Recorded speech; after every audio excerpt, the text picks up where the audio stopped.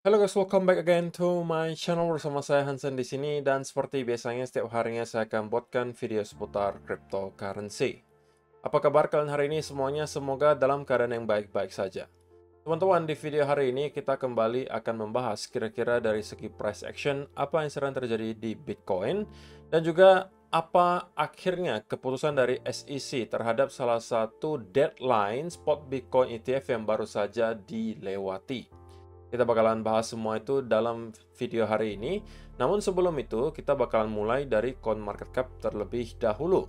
Per hari ini, teman-teman, secara global, market cap crypto berada di angka 1,17 triliun dolar atau naik sekitar 0,1%. Nah, di top 10 coin sendiri sebenarnya keadaannya mix, bahkan ada hijau, ada juga yang merah, walaupun kenaikan dan penurunannya lagi-lagi tidak terlalu signifikan, hanya kurang lebih 0, sekian persen hingga kurang lebih 1%. Sehingga bisa kita kategorikan 24 jam terakhir itu adalah jam-jam yang sangat membosankan teman-teman. Karena Bitcoin dan kawan-kawan cenderung sama sekali tidak bergerak. Kecuali teman-teman mungkin holder Shiba Inu yang mengalami kenaikan sebesar 11,24% dalam 24 jam terakhir. So, itu adalah outlook sementara dari beberapa top coin yang ada. Sekarang kita langsung aja masuk ke data dan berita terbaru hari ini. Nah, yang pertama teman-teman, SEC decision on Bitcoin ETFs won't leave out Wall Street giants. Jadi menurut seorang analis gitu, bahwa spot Bitcoin ETF yang sudah diaplikasikan oleh banyak sekali institusi, itu katanya sih teman-teman, approval-nya bakalan sekaligus.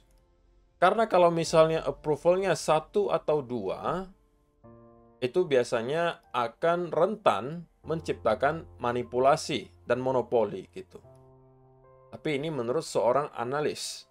Dan teman-teman, kalau kita lihat jadwalnya, sebenarnya tanggal 13 Agustus itu kita mendapatkan ada sebuah deadline untuk ARK21 shares. Tapi karena tanggal 13 ini adalah weekend, sehingga sudah diputuskan oleh SEC bahwa mereka akan mendelay, atau menunda lagi keputusan yang akan mereka berikan terhadap ARK21 shares.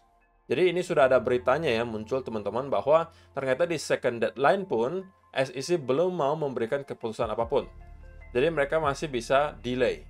Dan mereka bisa delay itu maksimal sampai ke final deadline di sini, yaitu di tanggal 10 Januari 2024. Itu adalah untuk ARK21 shares. Sedangkan untuk yang lainnya, teman-teman, itu menumpuk di bulan Oktober nanti untuk second deadline-nya. Ada yang tanggal 17, ada yang tanggal 16, ada yang tanggal 19. So, di kurang lebih range 16 sampai 19 Oktober nanti, kita akan melihat keputusan SEC terhadap 1, 2, 3, 4, 5, 6, 7 aplikan di sini. Kalau ini juga di-delay, maka next-nya kita akan lihat tumpukan itu di bulan Januari 2024 dan pada akhirnya di bulan Maret 2024. Jadi tidak ada lagi alasan untuk SEC mendelay apabila sudah sampai ke final deadline-nya. Jadi keputusannya harus antara di-decline alias ditolak atau di-approve.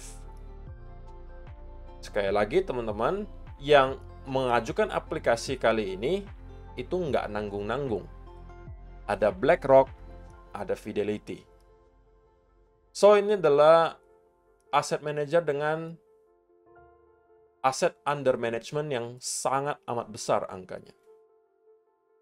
Belasan triliun dolar, teman-teman. Kalau kita jumlahkan hanya BlackRock dan juga Fidelity saja.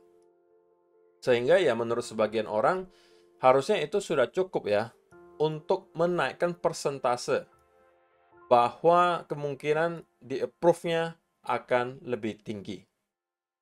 Karena katanya sih ya BlackRock dan Fidelity punya orang dalam gitu yang mungkin bisa mengubah atau bisa mengatur apapun yang mereka mau. Ya termasuk ETF di sini. Karena sekali lagi faktanya adalah sebagian besar atau hampir semua bahkan 90-an% ETF yang diajukan oleh BlackRock itu semuanya di-approve, teman-teman. Apakah kali ini akan menjadi pengecualian, who knows, tetapi pada intinya kita akan melihat keputusannya maksimal itu di awal atau kuartal 1 tahun 2024. So, itu tidak lama lagi sebenarnya teman-teman. Kita sekarang sudah di bulan 8, ada bulan 9, 10, 11, 12, 13, 9, 10, 11, 12, 1, 2, 3. So, kurang lebih setengah tahun lagi teman-teman. Sudah maksimal. Dan perlu kalian ingat, di kuartal 2 2024, kita juga akan sekaligus kedatangan halving event. Yang tentunya sangat ditunggu-tunggu oleh para investor. Tetapi seperti yang kita bahas kemarin, teman-teman, bahwa kita tahu orang-orang itu expect Bitcoin pergerakannya parabolik setelah halving terjadi. Memang faktanya secara historis seperti itu ya, teman-teman, bahwa ketika kita melihat halving, beberapa bulan kemudian, itu kita kemudian melihat Bitcoin pergerakannya parabolik. Tapi mulai tidak jarang yang percaya bahwa karena sudah banyak orang yang expect seperti itu, maka justru itulah yang tidak akan terjadi. Tapi semuanya itu hanya persepsi, teman-teman. Market nanti akan menentukan, dan pada intinya kita sebagai investor hanya cukup men-setting portofolio kita sedemikian rupa agar bisa siap dengan segala senario yang bisa terjadi.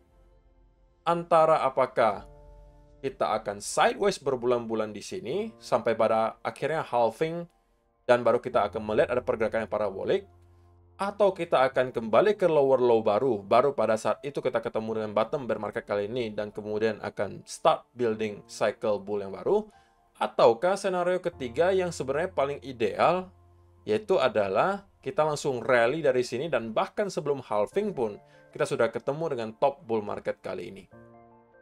Kalau saya pribadi, portofolio saya sudah siap teman-teman untuk ketiga senario tersebut. Oke? Jadi saya portofolionya kurang lebih mungkin sudah 70-80% dan masih ada sisa 20-30% itu dalam bentuk cash. Jadi walaupun mungkin saya termasuk orang yang sangat optimistis terhadap Bitcoin, tapi itu tidak bisa saya jadikan alasan untuk all in, teman-teman. Tetap harus saya sediakan celah untuk kesalahan. Artinya kalau memang kita justru akan drop dan membentuk lower low baru, saya masih mempunyai jatah cash 20-30% untuk saya alokasikan ketika kita mendapatkan ada harga yang lebih murah gitu. Dan itu juga saya sarankan teman-teman lakukan. Oke. Nah, yang berikutnya teman-teman, kita kembali akan membahas soal fractal pattern. Kali ini dari Max gitu. Dan dia bandingkan jika pergerakan Bitcoin sekarang kita invert atau kita balik chartnya dengan yang terjadi di tahun 2018 kemarin. Menurut dia ada sedikit kesamaan. Kalian boleh kasih komentar apakah kalian setuju atau tidak gitu. Bahwa pada saat itu yang kita lihat adalah kita mendapatkan ada first leg down atau leg penurunan pertama. Kemudian ada tight consolidation dalam bentuk descending triangle. Dan pada akhirnya kita breakdown dan mendapatkan sell off yang luar biasa kencang. Oke, alias disebut sebagai continuation. Nah, menurut dia kali ini, kalau kita invert atau balikkan chartnya Bitcoin yang sekarang, maka kita akan ketemu dengan pattern yang mirip gitu. Bahwa kita ada ketemu dengan sebuah top. Kalau misalnya sekarang harusnya merupakan bottom, tapi kalau kita balik atau invert chartnya ya berarti top, jadi top gitu ya. Kemudian ada first leg down atau leg penurunan pertama. Diikuti ada tight consolidation, juga berupa semacam descending triangle. Nah, jika memang benar gitu ya, kita akan breakdown dari sini, maka itu harusnya bisa masuk ke fase continuation. Yang berarti artinya menurut dia kita hanya akan terkonsolidasi di sekitaran area di sini sampai pada akhirnya kita akan breakdown. Atau yang aslinya berarti breakout ke atas. Ya, saya pribadi juga sebenarnya cenderung setuju ya teman-teman, karena saya udah sampaikan juga untuk medium term saya masih merasa bullish gitu untuk sentimennya.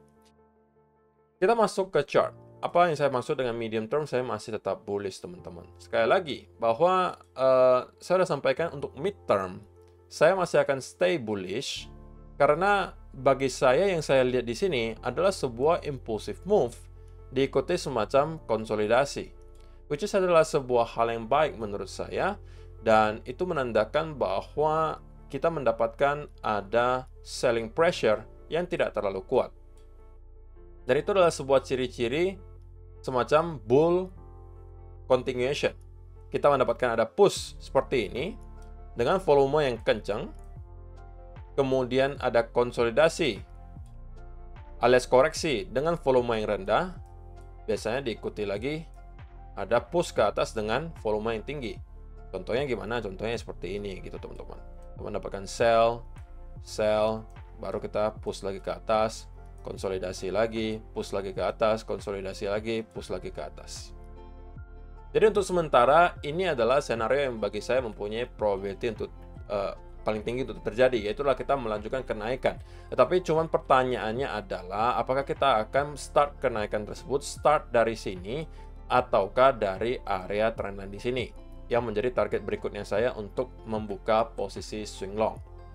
Nah, kalau misalnya kita bahas untuk short term teman-teman, di daily kita bisa melihat bahwa memang Bitcoin masih struggling untuk dapat mendapatkan semacam volume gitu ya. Itulah kenapa saya pesankan ke teman-teman, dalam keadaan seperti ini please jangan terlalu memaksakan untuk trading.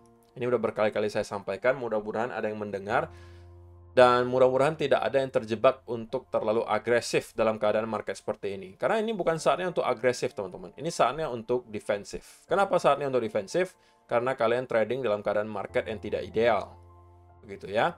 Tetapi kalau misalnya kita hanya mau menganalisa kira-kira untuk short term probability-nya lebih tinggi ke arah mana sih?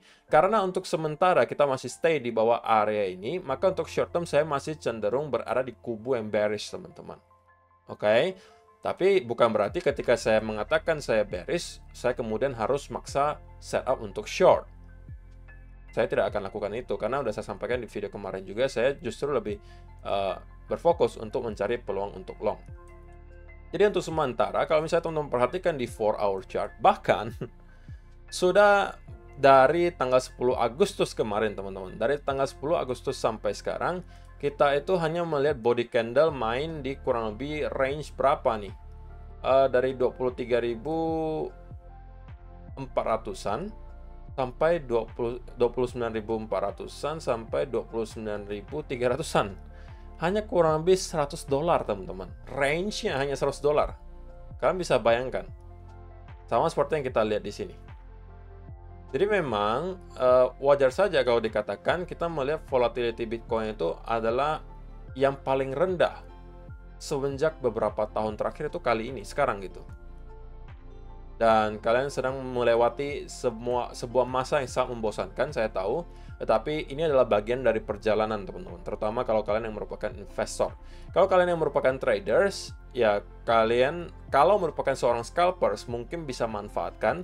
Tapi kalau swing trader, saya rasa belum ada yang bisa kalian lakukan selain wait and see terlebih dahulu. Nah lalu, kalau misalnya kita mau drop lagi, dropnya kemana? Paling dekat ya teman-teman, menurut saya kita akan kembali drop ke sekitaran area 28.900-an atau kurang lebih 29.000 di sini, yang kemungkinan bisa meretest ke area trendline ini teman-teman. Oke, nah kalau misalnya ini sampai kita jebol, maka next target sudah akan langsung nyampe ke sekitaran area trendline besar di sini. Oke, jadi untuk sementara saya masih melihat Bitcoin kemungkinan akan start untuk merangkak bolak-balik atas bawah alias cenderung sideways dulu, karena kita masih berada di weekend teman-teman, otomatis volumenya masih akan sangat rendah, tapi kemungkinan kita akan start untuk kembali mendapatkan sell off ke bawah. Contohnya mungkin adalah seperti ini teman-teman. Oke. Nah, untuk invalidasinya seperti apa? Invalidasinya adalah jika teman-teman yang kita lihat berikutnya adalah justru kita kembali closing di atas area di sini, maka itu akan bisa mengubah sentimen saya mungkin sedikit ke arah bullish, tapi saya belum akan cari peluang untuk long. Kalau misalnya kita sudah di atas area ini mungkin kalau kita closing daily candle, saya mungkin akan baru cari peluang untuk long. Kalau misalnya ada dikasih sebuah setup. So, saya rasa penjelasannya cukup jelas ya teman-teman. Untuk sentimen saya short term masih akan cenderung sideways mengarah ke bearish gitu ya. Target yang saya tuju adalah ke arah trendline di sini pertama. Kalau ini kita jebol, maka target kedua adalah di sekitaran area trendline bawah di sini. Oke, invalidasinya adalah kita kalau misalnya mampu mendapatkan semacam impulsive move ke atas, kemudian konsolidasi, ini akan mengubah sentimen saya menjadi ke arah bullish. Tapi sebelum itu, saya masih akan cenderung bearish. Oke, so saya rasa itu aja yang perlu saya sampaikan di video hari ini, teman-teman. Terima kasih untuk kalian yang sudah menonton sampai selesai. See you in the next video. Bye-bye.